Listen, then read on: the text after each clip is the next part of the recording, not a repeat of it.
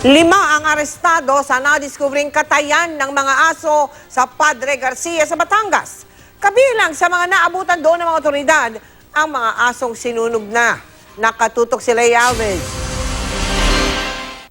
Patong-patong sa isang tabi ang mga bangkay ng mga aso sa bakanteng loteng ito sa Padre Garcia, Batangas nang datnan ng mga otoridad. Sinunog ang mga balahibo gamit ang blowtorch at walang awang kinatay ang mga aso. Meron pang isa na nakapatong sa timbangan.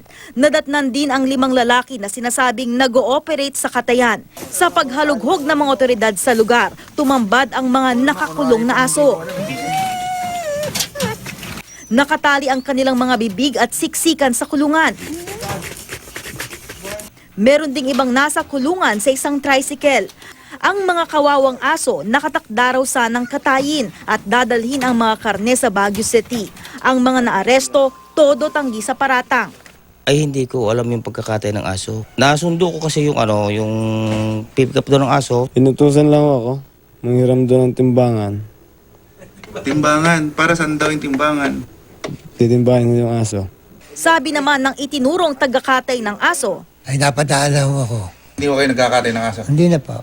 sa kabuuan 39 na aso ang nakita sa lugar, 21 ang nasagip habang 18 naman ang mga patay na o ginawang asusena. Itong carcasses will go to NMIS dito sa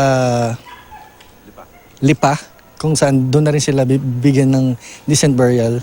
Dadalhin naman sa Animal Kingdom Foundation Rehabilitation Center sa Capas, Tarlac ang mga nasagip na aso. Doon bali sila i-rehabilitate, immunized, and then kapag okay na sila, ready for adoption, ipapa-adopt na namin sila. Ipinagbabawal ang pagbebenta ng karne ng aso sa ilalim ng Republic Act 9482 o Anti-Rabies Act of 2007.